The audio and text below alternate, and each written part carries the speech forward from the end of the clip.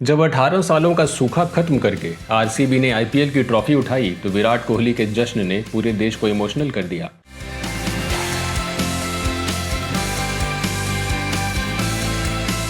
पर्दे पर और सोशल मीडिया की चमचमाती दुनिया में विराट और इनकी पत्नी अनुष्का एक परफेक्ट पावर कपल हैं। एक तरफ बॉलीवुड की ए लिस्टर एक्ट्रेस और दूसरी तरफ इंडियन क्रिकेट का सबसे बड़ा गोट। जिया जिया रे जिया रे जिया जिया रे जिया रे जिया जिया रे जिया। इनकी एक तस्वीर पर लाखों लाइक्स आते हैं और जब भी ये दोनों साथ नजर आते हैं तो पूरा देश कपल गोस्ट चिल्लाने लगता है। जगा ले तू जगा ले जज्बा, जगा ले तू जगा ले जज्बा। लेकिन क्या इस ऐतिहासिक जीत और इस आदर्श पति वाली इमेज के पीछे एक ऐसा डार्क सच भी छिपा है जिसे आज की ऑडियंस देखने से चूक जाती है? मैंने आज सारा दिन बड़ा गलत बिहेव किया। मैंने आपसे अपनी मर्जी से शादी करी है, तो मुझे कोई हक नहीं बनता कि मैं भगवान जी का गुस्सा आप पर निकालूं। क्या आप जानते हैं कि एक तरफ विराट मैदान पर ट्रॉफी चूम रहे हैं और दूसरी तरफ जब इनके इंस्टाग्राम अकाउंट से इनकी एक्स गर्लफ्रेंड अवनीत कौर और फिर एक जर्मन मॉडल की तस्वीर पर छुपकर लाइक का ठप्पा लगा तो इंटरनेट पर इतना बवाल बढ़ा कि इसे एल्गोरिदम की गलती बताकर शांत करना पड़ा। क्या आपने कभी सोचा है कि अपने अपने करियर के बिल्कुल पीक पर बैठे इन दोनों दिग्गजों ने अचानक खामोशी की चादर क्यों ओढ़ ली? आखिर ऐसा क्या हुआ कि बॉलीवुड की एक बेहद एम्बिशियस एक्ट्रेस और मैदान पर अपना गुस्सा दिखाने वाला एक आक्रामक कप्तान करोड़ों की इस चकाचौंध को छोड़कर लंदन की सड़कों पर एक आम इंसान की तरह गुमनामी की जिंदगी तलाशने लगे?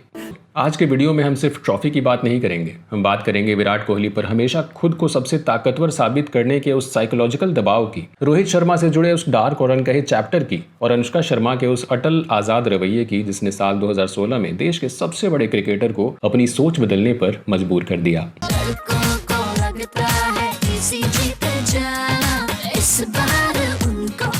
इस खामोश और शांत वर्तमान को समझने के लिए हमें विराट कोहली के उस शोर शराबे वाले अतीत में जाना होगा जिसे पीआर एजेंसियों ने बहुत ही सफाई से भुला दिया है।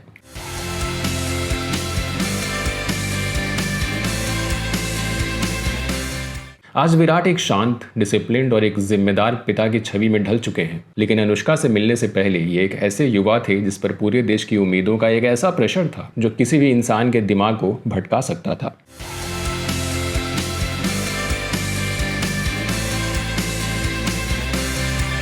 जरा उस दौर की साइकोलॉजी को समझिए। सचिन तेंदुलकर और महेंद्र सिंह धोनी के बाद इंडियन क्रिकेट को एक नए मसीहा की तलाश थी। विराट के कंधों पर सिर्फ रन बनाने का बोझ नहीं बल्कि फील्ड पर हर समय खुद को अल्फा मेल और सबसे ताकतवर साबित करने का भी दबाव था। मैदान पर उंगली दिखाना, हर बात पर रिएक्ट करना और अपना गुस्सा जाहिर करना, ये विराट का नेचर ही नहीं बल्कि फेम और प्रेशर से डील करने का एक डिफेंस मैकेनिज्म बन गया। और जब कोई इंसान इस तरह के दबाव और रातों रात मिले सुपरस्टारडम के बीच जीता है तो उसकी पर्सनल लाइफ में ठहराव आना लगभग नामुमकिन हो जाता है। यही वजह थी कि उस दौर में इनकी जिंदगी में कई मॉडल्स और एक्ट्रेसेस आईं और गईं। साक्षी अग्रवाल, मिस इंडिया सारा जेन डायस और ब्राजीलियन मॉडल इजाबेल लेटे।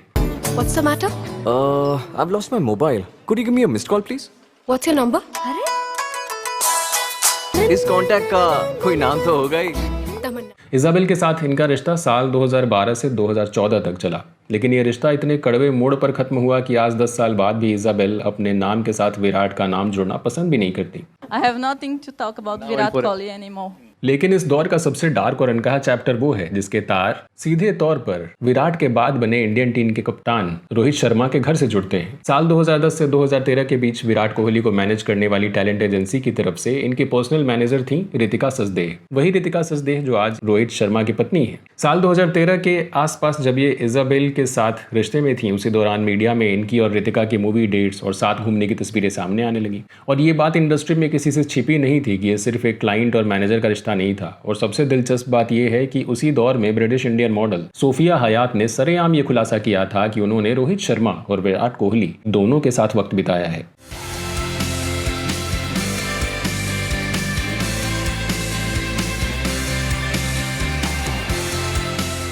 आज इंटरनेट पर अक्सर विराट और रोहित शर्मा के बीच मतभेदों की खबरें छाई रहती हैं। लोग इसके पीछे क्रिकेट की पॉलिटिक्स ढूंढते हैं, लेकिन क्या इस दरार की असल नींव उस दौर में पड़ गई थी जहां दोनों की पर्सनल लाइफ के तार एक दूसरे से उलझे हुए थे? ये उस कॉम्पिटिटिव दौर का सबूत है जहां दुनिया के दो सबसे बड़े क्रिकेटर्स सिर्फ पिच पर नहीं बल्कि अपनी पर्सनल जिंदगी की उलझनों में भी आमने सामने खड़े थे। Absolutely ridiculous to read such stuff that comes out there. I mean, I've been to few public events and the public sentiment that I feel और अब आते हैं इस कहानी के उस हिस्से पर जिसे बॉलीवुड हमेशा गलत तरीके से पेश करता है। कई लोग नैरेटिव बनाते हैं कि बॉलीवुड ने अनुष्का को तोड़ दिया या अनुष्का ने डिप्रेशन में आकर फिल्में छोड़ दी, लेकिन अगर अनुष्का शर्मा के ग्राफ का एक्सरे करेंगे तो आपको पता चलेगा कि ये बॉलीवुड की सबसे मजबूत और आज़ाद ख्यालों वाली औरतों में से एक है। देखिए, मेरी पर्सनल लाइफ है, जो मेरा जहाँ मैं जाती हूँ वो मेरी निजी जिंदगी है। मैं किसी को बोलती नहीं हूँ कि आके आप मेरे को देखो और मेरे को फोटोग्राफ लो, मैं कहीं पे जा रही हूँ, मैं जा रही हूँ क्योंकि मुझे जाना है। So I am not liable to you or anybody to answer these questions.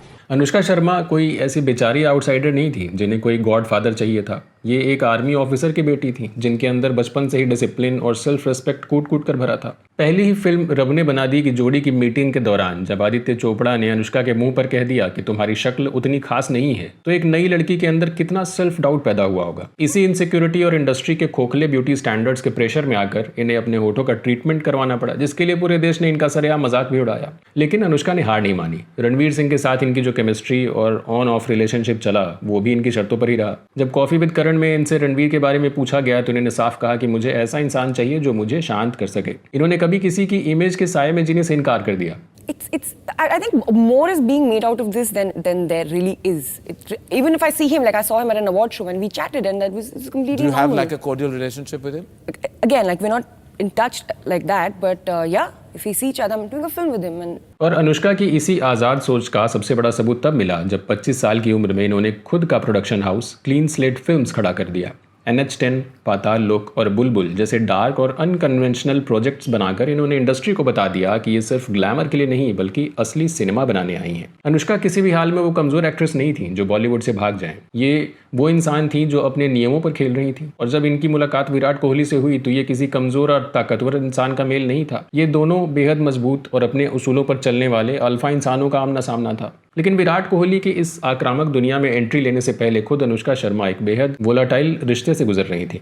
Band बाजा बारात के दौरान रणवीर सिंह के साथ इनकी जो केमिस्ट्री शुरू हुई थी वो कैमरे के पीछे भी एक गहरी लेकिन उलझी हुई कहानी बन चुकी थी। राजीव मसंद के उस मशहूर आर्टिकल को याद करिए जिसने बॉलीवुड में तहलका मचा दिया था। रणवीर सिंह की सोनाक्षी सिन्हा के साथ बढ़ती नजदीकियों और आईफा अवार्ड्स के दौरान उनके परफॉर्मेंस ने अनुष्का और रणवीर के बीच एक गहरी दरार पैदा कर दी थी। अनुष्का उस शोर और इनसिक्योरिटी से थक चुकी थी। इन्होंने साफ कहा था, मुझे ऐसा इंसान चाहिए जो मुझे शांत कर सके, वरना वो रिश्ता मेरे लिए सही नहीं होगा। In terms of his preference. good boy.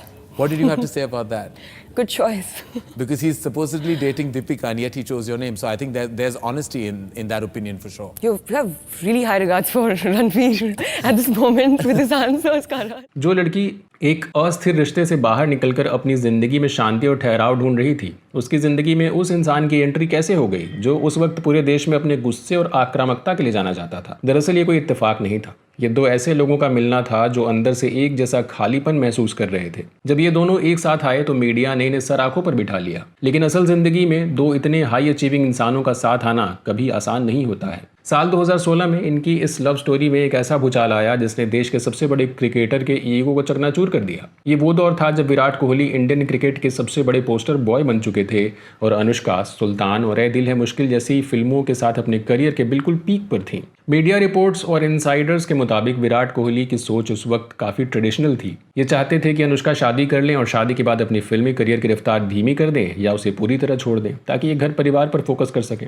लेकिन अनुष्का ने साफ तौर पर ना कह दिया। इन्होंने अपने करियर, अपनी आज़ादी और अपनी पहचान को किसी सुपरस्टार की पत्नी बनने से ज़्यादा तवज्जो दी। इन्होंने इस शर्त को मानने से इनकार कर दिया और इस रिश्ते से बाहर आ गई। इस ब्रेकअप ने विराट कोहली को झटका दे दिया। इन्होंने ईगो और निराशा में आकर अपना इंस्टाग्राम पर हार्ट ब्रेक पोस्ट करना शुरू कर दिया और अनुष्का को अनफॉलो कर दिया। लेकिन इसी अलगाव ने विराट कोहली को एक बहुत बड़ा सबक भी दिया। इन्हें समझ आ गया था कि अनुष्का कोई आम लड़की नहीं है जो इनके स्टारडम में दब जाएंगी। अनुष्का को वापस पाने के लिए विराट को अपनी उस सोच को बदलना पड़ा। जब इन्होंने अपनी शर्तें वापस लीं और अनुष्का की आज़ादी को पूरी तरह स्वीकार किया तब जाकर इन दोनों का पैचअप हो गया। मेरे सैया जी से आज मैंने ब्रेकअप कर लिया, मेरे सैया जी से आज मैंने ब्रेक। साल 2017 में जब इन्होंने इटली में एक सीक्रेट और बेहद खूबसूरत सेरेमनी में शादी की तो लगा कि अब सब कुछ शांत हो गया है। लेकिन असली साइकोलॉजिकल संघर्ष शादी के बाद शुरू हुआ। भारत जैसे देश में जहां क्रिकेट एक धर्म है वहां क्रिकेटर्स को भगवान का दर्जा मिलता है, लेकिन उसी भगवान के फेल होने पर जनता दानो बनने में भी सेकंड नहीं लगाती। जब भी विराट कोहली पिच पर रन नहीं बना पाते, जब भी टीम इंडिया कोई अहम मैच हार जाती तो पूरा देश, पूरी मीडिया और लाखों तादाद में ट्रोलर्स अपनी भड़ास निकालने के लिए एक ही इंसान को टारगेट करने लगे और इसी तरह अनुष्का को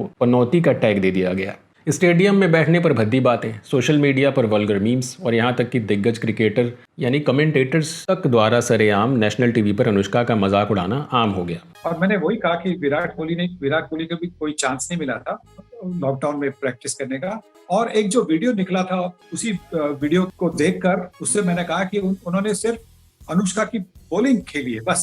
विराट कोहली जो कभी हर बात पर मैदान पर लड़ जाते थे, वो बेबस होकर सब कुछ देख रहे थे। इन्होंने अनुष्का के बचाव में पोस्ट्स किए, लोगों को शेम कहा, लेकिन खून की प्यासी भीड़ कहाँ रुकने वाली थी। इसी दौरान बॉलीवुड के अंदर भी पॉलिटिक्स चल रही थी। अनुष्का की परी और जीरो जैसी फिल्में बॉक्स ऑफिस पर कमाल नहीं दिखा सकी। एक तरफ इंडस्ट्री का दबाव, दूसरी तरफ क्रिकेट फैंस का टॉक्सिक रवैया। लेकिन इस ट्रोलिंग के साथ साथ एक और अदृश्य दबाव था जो इन दोनों के असली वजूद को अंदर ही अंदर खा रहा था। जब इन्होंने इटली के टस्कनी में शादी की तो इन्होंने अनजाने में भारत के अंदर सेलिब्रिटी वेडिंग्स का एक पूरा नया बिजनेस मॉडल खड़ा कर दिया। रातों रात ये दोनों देश के सबसे बड़े पावर कपल बन गए। मान्यवर के विज्ञापन से लेकर हर छोटे बड़े ब्रांड ने इनके प्यार को भुनाना शुरू कर दिया। कभी कभी कैरम में जीत नहीं दूंगी। किसी भी शो का सीजन फिनाले तुम्हारे बिना नहीं देखूंगा। शुरुआत में ये सब कुछ अच्छा भी लगता है, लेकिन जरा एक इंसान के नजरिए से सोचिए, जब आपका प्यार, आपका बेडरूम, आपकी शादी, आपकी हर एक प्राइवेट मोमेंट बाजार में बिकने वाला प्रोडक्ट बन जाए तो एक वक्त के बाद वो शोहरत आपको सांस भी नहीं लेने देता। आप जो भी करते हैं उस पर करोड़ों का सट्टा लगने लगता है। इन दोनों को बहुत जल्द ये बात समझ में आ गई कि ब्रांड विरुष्का की ये भारी भरकम इमेज इनके असली वजूद, इनकी असली विराट और अनुष्का को ही निगल रही है। और यहीं से शुरू होता है इन दोनों का वो बदलाव जिसे आज की दुनिया अलग अलग तरीके से जज कर रही है। कुछ लोग कहते हैं कि अनुष्का का नीम करौली बाबा के आश्रम जाना या कीर्तन करना सिर्फ PR स्टंट है, लेकिन सच्चाई इससे कहीं ज्यादा गहरी और डार्क है। लगातार ट्रोलिंग, माइक्रोस्कोपिक प्रेशर और पब्लिक जजमेंट के बीच कई लोग धीरे धीरे शांति और एकांत की तरफ खींचने लगते हैं। विराट और अनुष्का की जिंदगी में भी शायद ऐसा ही हुआ। इस सेलिब्रिटी बर्नआउट की गहराई का अंदाजा आप इस बात से लगा सकते हैं कि अनुष्का ने सिर्फ एक्टिंग से ही ब्रेक नहीं लिया। 25 साल की उम्र में इन्होंने अपने खून पसीने से जो production house clean slate films बनाई थी, इन्होंने अपनी उस करोड़ों की कंपनी से भी पूरी तरह किनारा कर लिया और उसे अपने भाई कर्णेश के हाथों में सौंप दिया। एक कलाकार एक्टिंग से कुछ समय के लिए तो ब्रेक ले सकता है, लेकिन अपने ही बनाए हुए साम्राज्य से अपना नाम हटा लेना ये सिर्फ ब्रेक नहीं है, बल्कि बॉलीवुड के पूरे सिस्टम, पूरे PR गेम और इस दिखावे की दुनिया से पूर्ण रूप से मोह भंग हो जाना है। और दूसरी तरफ विराट कोहली की आक्रामकता भी पूरी तरह शांत हो गई। दिल्ली का ये लड़का जो हर बात पर लड़ने के लिए तैयार रहता था, अब मैदान में ये आक्रामक नहीं दिखते बल्कि शांत और स्थिर नजर आते हैं। तो बहुत सारी चीजें सीखने को मिलती हैं। आप जिन चीजों को एक सर्टेन लेंस से देख रहे होते हो, बिकॉज आप पैशन से खेल रहे हो, आप दिल से खेल रहे हो, बट बाहर चीजें वैसी परसीव नहीं हो रही हैं। मुंबई की चकाचौंध छोड़कर इनका लंदन की गुमनाम सड़कों पर शिफ्ट होना, वहां एक आम इंसान की तरह कॉफी पीना, बिना बॉडीगार्ड्स के सड़कों पर घूमना, ये किसी हार का सबूत नहीं है, बल्कि इस बात का ऐलान है कि इन्होंने उस सर्कस में जोकर बनने से साफ इनकार कर दिया जहां ऑडियंस सिर्फ तमाशा देखना चाहती है। नमकीन सी बात है हर नई सी बात में। तो दोस्तों, आखिर विराट और अनुष्का की इस पूरी जर्नी, इन विवादों और इनके इस अचानक शांति की तलाश का असली सच क्या है? सबसे बड़ा एग्जाम्पल तो अभी लेटेस्ट हुआ है। एक इंस्टाग्राम लाइक पर पूरे देश का टूट पड़ना शायद उस घटन को समझाने के लिए काफ़ी है जिससे ये दोनों सालों से गुजर रहे हैं। जब हम किसी मॉडल की तस्वीर के लाइक होने पर भयंकर बवाल काटते हैं या उसे एल्गोरिदम की गलती मानकर डिबेट करते हैं, तो हम भूल जाते हैं कि हम दो इंसानों को माइक्रोस्कोप के नीचे रखकर उनके सांस लेने पर भी उन्हें जज कर रहे हैं। शायद ये ट्रॉफी जीतने वाले विराट के अंदर का वो इंसान आज भी कभी कभी बाहर आना चाहता हो जो बिना जज हुए इंटरनेट स्क्रॉल कर सके। शायद अनुष्का आज भी कैमरे को मिस करती हो, लेकिन इन्होंने जो कीमत चुकाई है वो इतनी बड़ी है कि ये उस टॉक्सिक दुनिया में वापस लौटना नहीं चाहते। जानता है क्यों लड़ना पड़ता है मुझे लड़कों के साथ दंगल? क्योंकि ये जो तुम्हारी सोसाइटी है ना, इसमें आज भी लड़कियां घूंघट के पीछे जन्म ले हुए हैं और वहीं मर जावे हैं। सच्चाई तो ये है दोस्तों कि एक वक्त के बाद ये पब्लिक, ये जनता, ये मीडिया आपको एक इंसान की तरह देखना बंद कर देती है। आप इनके लिए सिर्फ एक कंटेंट, एक मीम और एक पनौती बनकर रह जाते हैं। तो क्या आपको भी लगता है कि अनुष्का शर्मा ने सही वक्त पर बॉलीवुड की दुनिया को छोड़कर सही फैसला किया है? और क्या विराट का एक्स गर्लफ्रेंड की पोस्ट को छुप कर लाइक करना एक छोटी सी मानवीय भूल थी, या फिर उसी घुटन का एक और सबूत? अपनी बेबाक राय कमेंट्स में जरूर लिखकर बताइएगा। और इस पावर कपल के संघर्ष, इनके अलगाव, इनके एकांत का पर्दाफाश करती है दास्तान अगर आपको पसंद आई हो तो वीडियो को लाइक करें और अपने दोस्तों के साथ शेयर करें। ऐसे ही बॉलीवुड के सबसे रियल, सबसे डार्क, सबसे अनफिल्टर्ड सच को गहराई से जानने के लिए सब्सक्राइब करें आपका फेवरेट चैनल बेबाक बॉलीवुड। मिलते हैं अगले वीडियो में एक और बेबाक दास्तान के साथ। तब तक के लिए नमस्कार।